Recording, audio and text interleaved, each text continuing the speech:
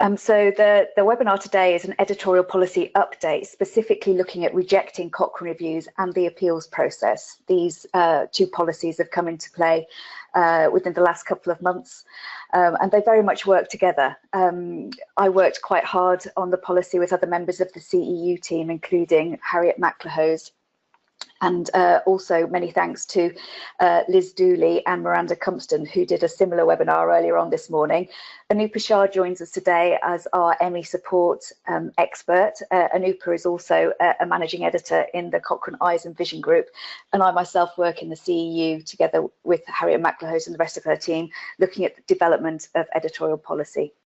So the presentation today, we're going to focus on the two policies, the rejection and appeal policy. We'll talk about the main points, and then Anupa is going to talk through some practical implementation of the policies, thinking specifically about using Archie and RevMan in order to record and maintain a record of decisions that are made. I wanted to start by showing you this slide, the Editorial and Publishing Policy Resource, which sits within the Cochrane community website.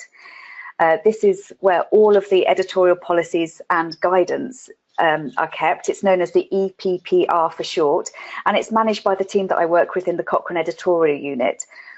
Now, we call it a resource because it includes not just policies, but also information and guidance about the policy. And as we launch new policies, we're trying to provide a bit more clarity around these. So at the moment, there's an awful lot of information in here. And what we're trying to do with new policies is separate the short policy statements from the guidance, which is probably more of use in day-to-day running of a Cochrane editorial office. So the information is pulled together from multiple resources, which I'll talk a bit about in later slides, and it is updated quite frequently. So I really wanted to draw your attention to this last line on the homepage for the EPPR, which is view the latest substantive changes. So this is where you go if you want to find out what's new and what's changed in the EPPR. I wanted to briefly describe the policy development process because I think this is something that perhaps is not visible really within the Cochrane community. And there are three main sources of policy development, one of which are CRGs, so where we know that Cochrane review groups are requiring a lot of assistance with a certain topic. An example of that would be around fraud and scientific misconduct, where we know a number of CRGs have spent significant amounts of time trying to work through their own processes to deal with fraud or misconduct that have been uncovered in their group.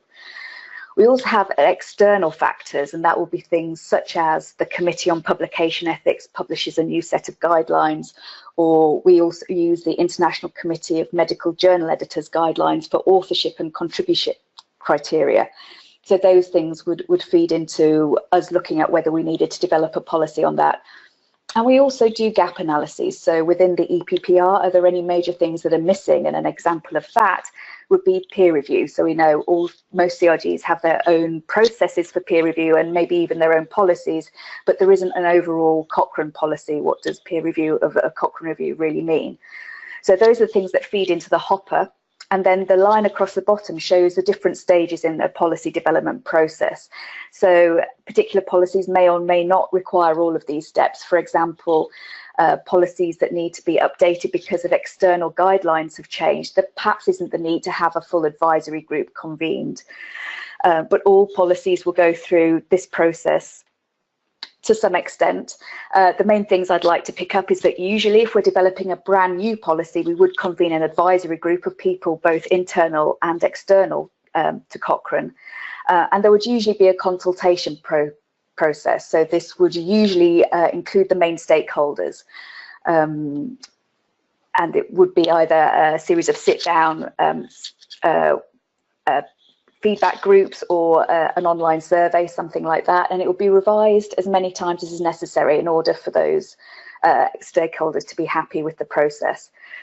All policies, in addition, are also signed off by the editor-in-chief, so David Tovey oversees all policy development and is able to comment on that as well. And one thing we're trying to really implement a lot more effectively is how the policy is communicated to review groups and also the support that review groups and others receive to implement new policies. And this is a cyclical process, so where we have a policy that's been published for 5 years, we might then decide it's time to review it and see if it's still working in practice.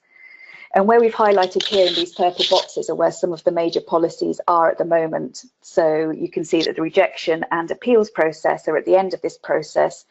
We're about to, well, at the beginning of the 2018, we're going to be talking a bit more about a new withdrawal policy, talking about retracting reviews and the circumstances when that becomes necessary in the context of the new updating classification system. And there's also the peer review policy, which should be due for release at the beginning of next year as well. And at the same time, we're still doing a lot of research into the scientific misconduct policy, and that will then pass through into consultation early next year as well.